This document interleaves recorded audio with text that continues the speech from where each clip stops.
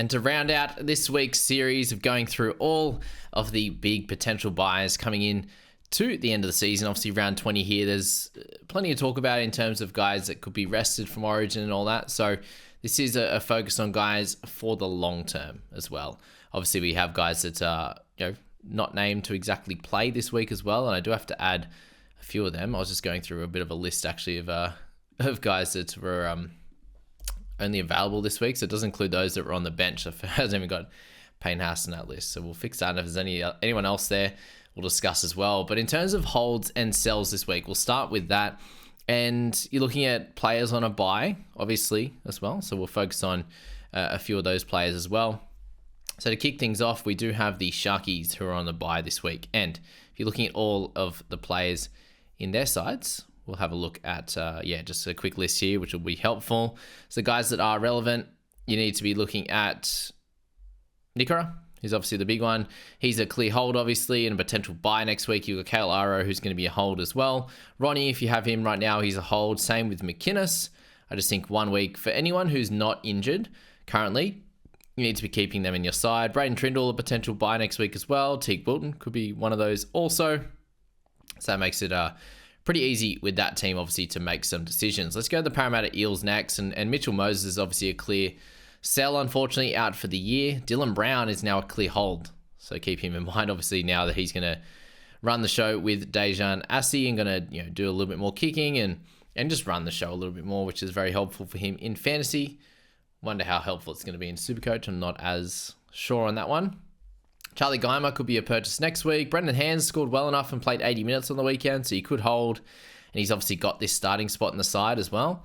Ryan Madison, I think after a tough one, he's still a pretty clear hold. Blaze Talangi, you could get on him as a little bit more of a sell, given the expensive nature of him right now, but he's also fit and available. That's the big thing here, guys. I think you should only be selling players that are either scoring terribly, like way under where they're priced at, or those that are injured or currently suspended in Olakuatu and these types of guys who I am worried about.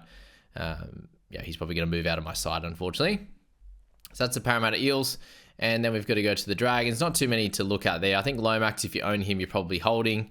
And guys like Eisenhuth could be moved on, I think, this week if you want to. Jacob Little's a clear hold as well. So that's those guys. And then if you need to look at certain players in different positions, Damien Cook a hold, not a buy.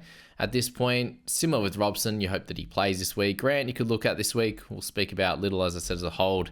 Abby Coruscant, I think he's fine to hold as well, but I understand if you want to sell him. If you need a hooker this week, I understand the sell.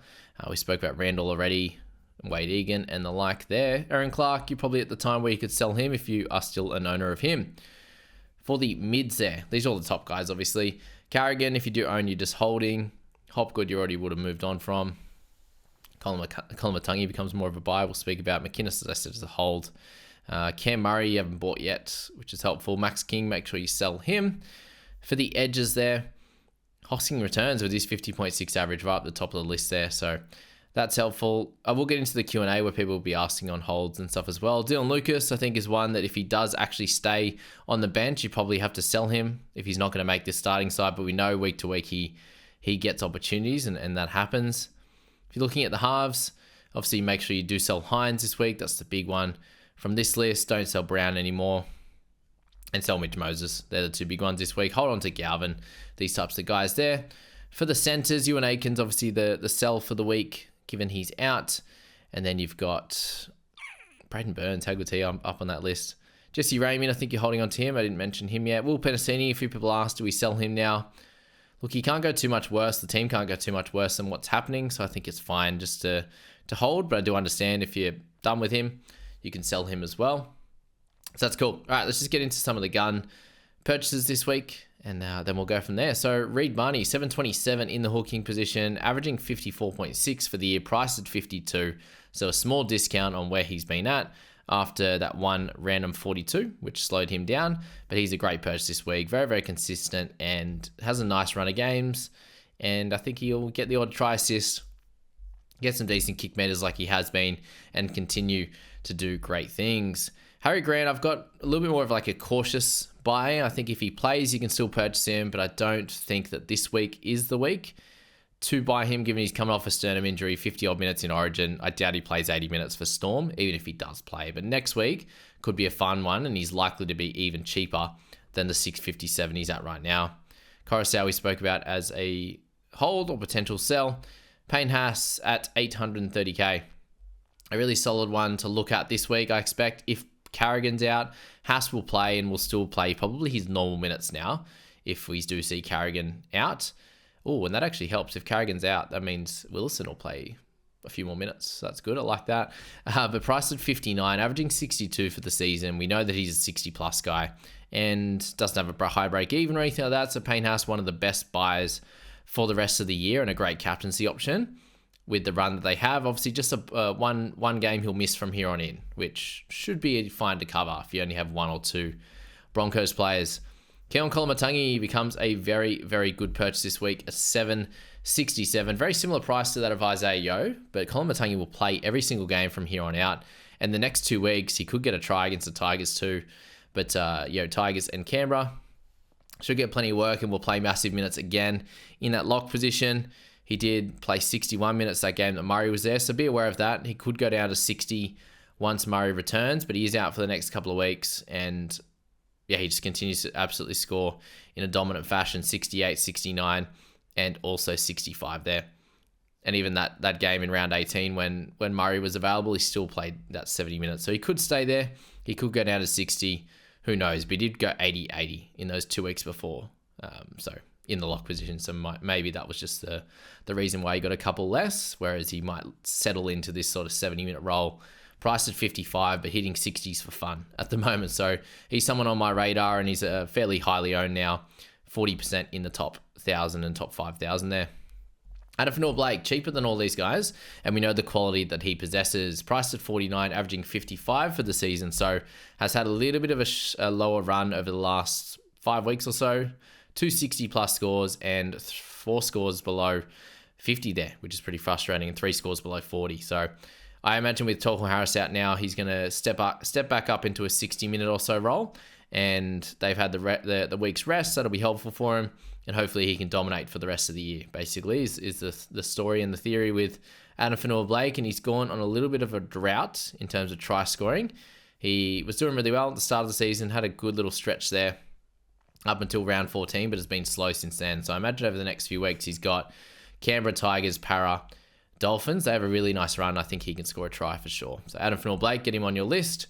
Connor Watson at 786, a terrific purchase this week as well. Only played 16 minutes in Origin, so he should be good to go.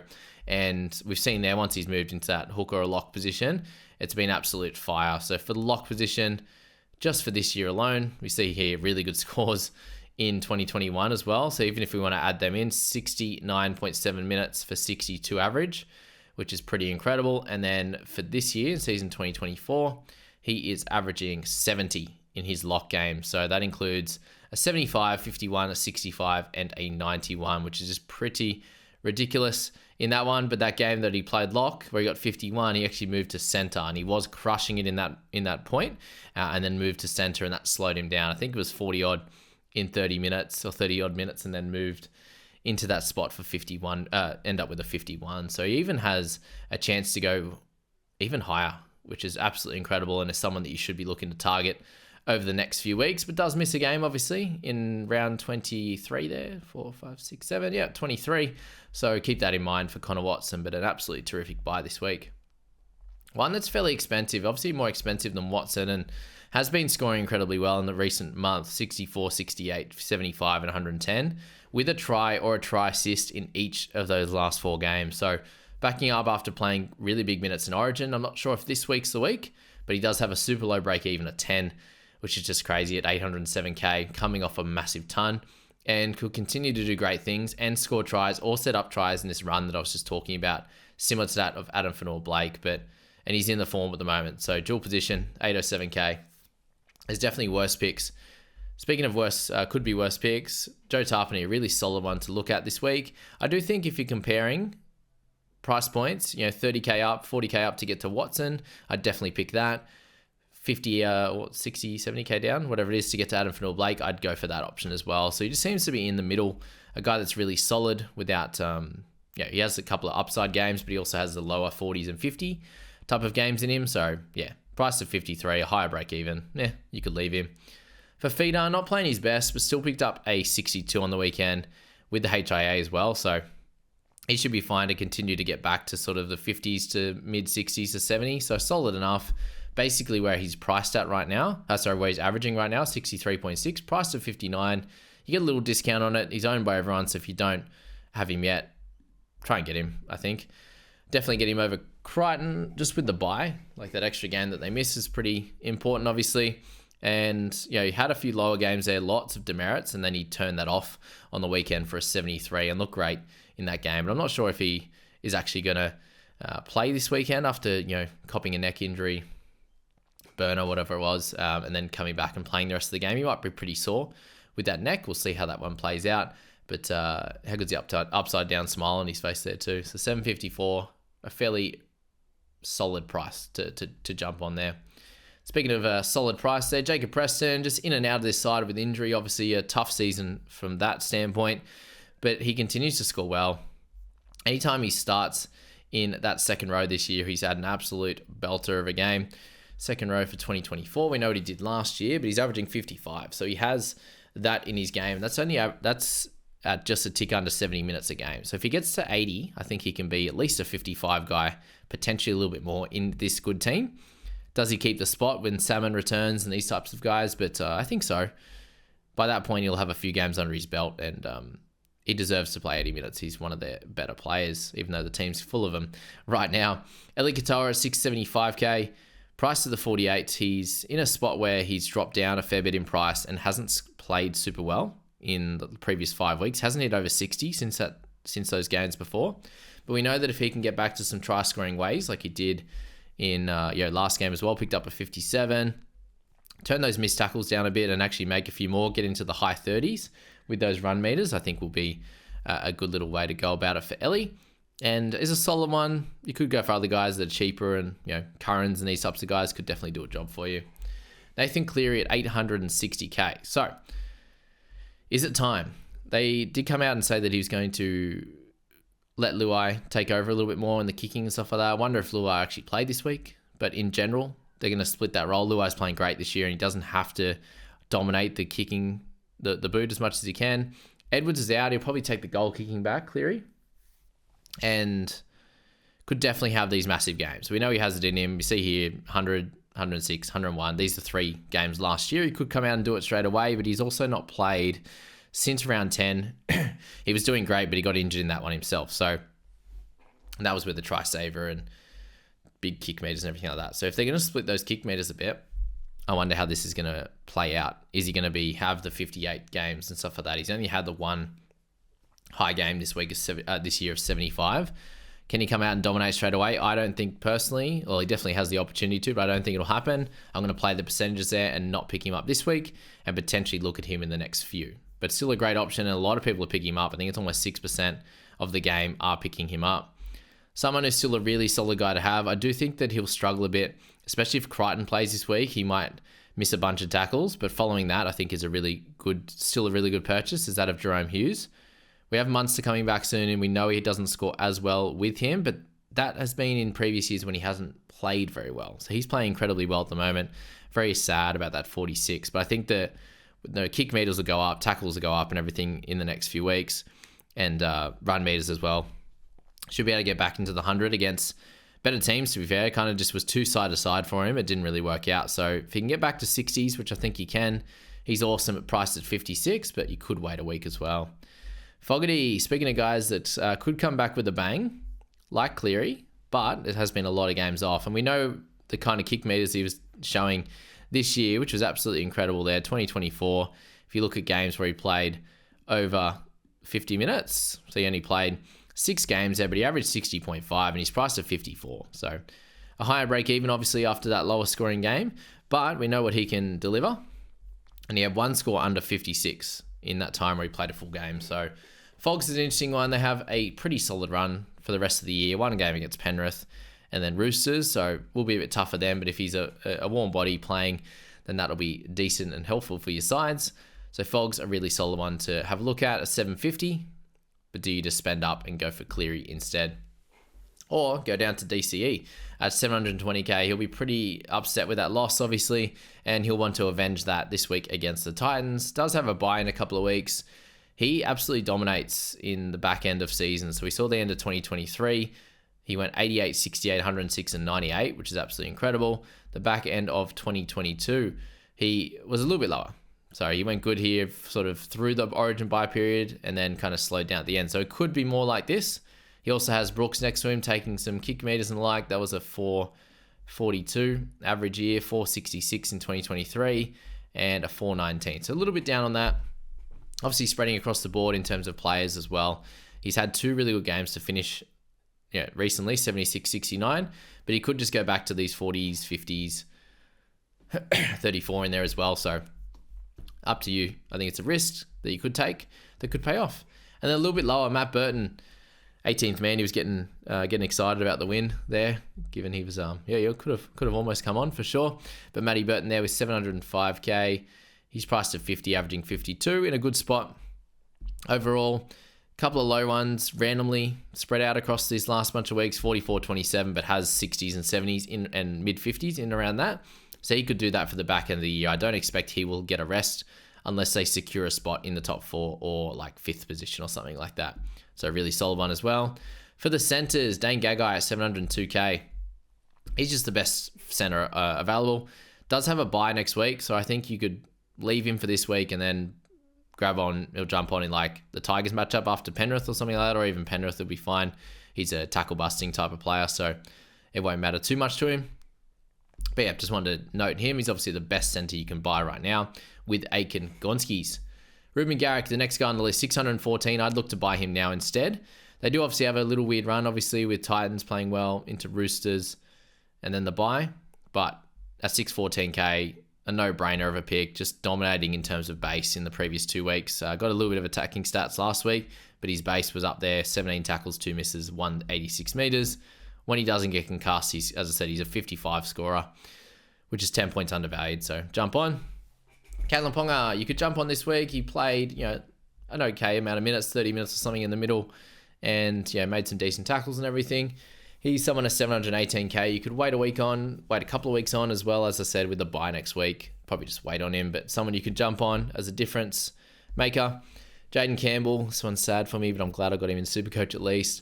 Does come up against Manly and then Dolphins. By the time he gets to Dolphins, he'll be well over 700k, and he'll have half dual as well. So things have changed drastically since he's moved to this 5'8" spot. And I suppose from here, you just got to question and wonder that, does he miss a few more, continue to miss these bunch of tackles at 7, the odd error, the odd penalty? Does he get 3 turnover tackles? Does he get 4+ goals? Does he get 3 try assists or a try each week? He could definitely do it, but you also definitely got to worry about some of those negatives. But again, he just scores across the board. And if they can keep in games and continue to play well, he'll be a guy that will be priced about 750, 770, 780 and dual position doing a great job. So he's definitely someone on my radar potentially. Once I end up removing like Wishart and Fuller and these types of guys, he's clear. And I think he should be clear on your radars as well if you want to get him. And then he'll turn into a half next week. That'll be great. But he could slow down a little bit as well, right? He's got a purple patch of 4 games here in the 5'8" slot against teams like the Rabbitohs, Tigers, Warriors, and Eels. So just be aware of that. The teams that he's playing aren't as top-notch as the Dolphins are, Broncos, potentially, if, with all their players there. Sharkies, he got Roosters, he's got Penrith, these types of games there. So we'll see what happens with him. I think he'll still score well. I think he'll at least be a 50 to 55 guy. He's almost priced at that now. So, yeah, still really good. And then Teddy to finish things off. If you haven't got the Ted yet, sort yourself out. Get him in your side. That's for sure.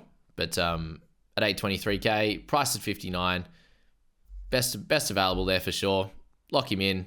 Get him in your side. Don't think it matters who he plays. He has some really nice matchups over the next bunch of weeks. So if I haven't covered anyone, let me know. Might have been a few guys like Sells and stuff I may have missed. I'm looking at Greg Marzou. I'm a little bit worried about him with his corking. Does he play this week? Fuller, if Hammer plays, he's going to be a sell. Wishart eventually. Apparently Munster's back in a couple of weeks, so we'll see what happens there. If I've missed anyone, let me know. We'll get into Q&A tomorrow. Hopefully Scoop can jump on this evening. We'll get that going. And yeah, wish you all the best of luck for the rest of the week. I'll chuck in a little Supercoach video coming up today as well. So thanks, guys, and we'll see you in the next video.